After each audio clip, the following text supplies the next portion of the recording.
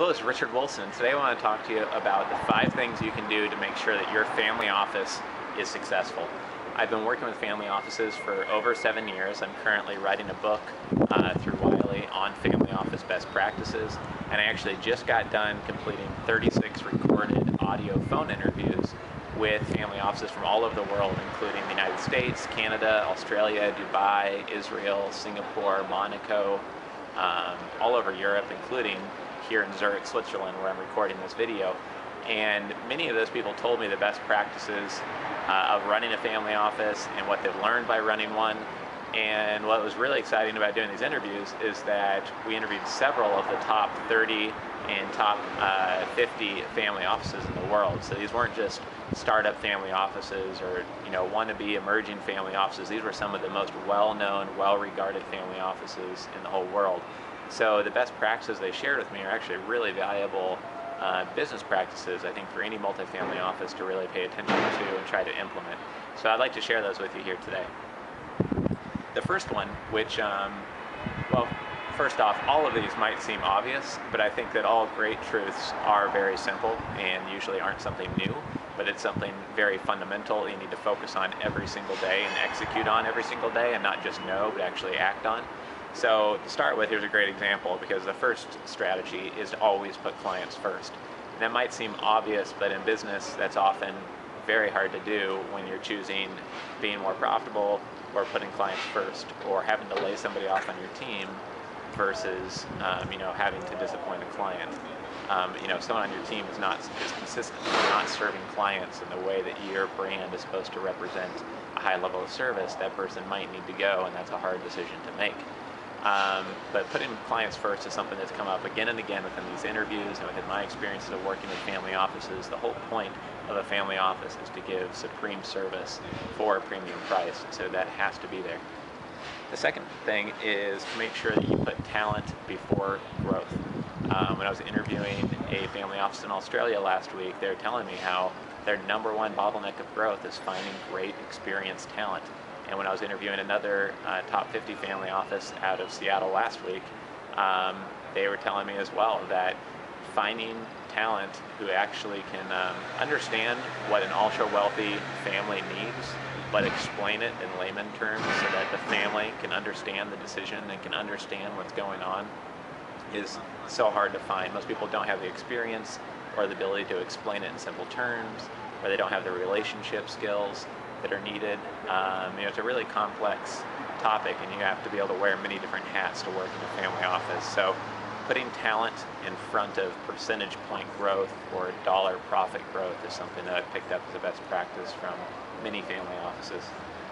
The third thing is to always listen carefully to your clients. This again might seem like the most simple piece of advice, but many times you might take a lot of care in setting up your multifamily office offering, but after launching, you're running with it, things are going well, you might stop listening to clients as closely as you might have when you're a bit more hungry to start the business or get your first few clients.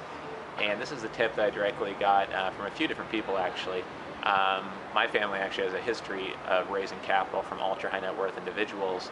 My father has raised over $1 billion from ultra high net worths. And it's funny, he's constantly telling me that listening is one of the most important skills that everybody ignores. I mean, few people ever get real training on public speaking, but nobody gets training on listening or how to listen better, right? But he's always been telling me that for the past 5 or 7 years. And then I was interviewing Charles Grace, who's actually one of his family members was a owner of Bethlehem Steel, which is a pretty well-known kind of founding fathers type huge business from the United States. And he started Ashbridge, one of the first real multifamily offices, and now he's a director at Threshold. But Charles Grace told me that his #1 piece of advice to family offices who want to be very successful is to listen. Listen to your clients, actually take notes on what they're saying, use their feedback, integrate it in how you're serving them, and react to what they're telling you. I think that was really powerful advice, and I guess hearing it from someone who isn't a family member of mine really drove the point home that, this person was probably the most experienced family office professional I interviewed out of the 36 interviews I just completed. He's internationally known as being a leader in the family office space, and he's now a director at Threshold, one of the top 50 family offices. So the advice couldn't have came from a more valuable source than Charles Grace, and listening is what he suggested. So I suggest all of us try to get better at listening. Another couple of tips here, just two more and we're done, is to protect and inform your clients consistently. Protect them by actually doing the thorough due diligence needed. Check every detail, check every box, don't skip over steps, and make sure that you either hire someone who's very thorough or you have very thorough processes in place at the family office. And that goes along with my final tip, which is to run the multifamily office like a well-oiled machine. Everything that you guys do should be consistent for every client, not just for compliance reasons or customer satisfaction reasons, but it also will help you keep more sane as things get busy. If you have a documented checklist for exactly what needs to be done when you first meet with a client, or what needs to be done when a new client comes on board, or how is risk and performance measured month to month for every single client, or how is reporting done for every client every quarter. Every person in your organization should have 10, 15, 20 processes that are very step-by-step documented. So if they leave, someone else comes in and they can look at the 15 or 20 processes, follow the checklist of what to do, and sure, there'll always be some exceptions and some custom rules and some things that don't apply to that checklist. But 80% of somebody's job should be boiled down to a number of checklists so that everything in your family office is ran like a well-oiled machine instead of a lot of shooting from the hip and guessing and reacting and putting out fires. So I hope you enjoyed these best practices on how to grow your multifamily office. This is Richard Wilson coming to you from Zurich, Switzerland this time, and I'll keep in touch.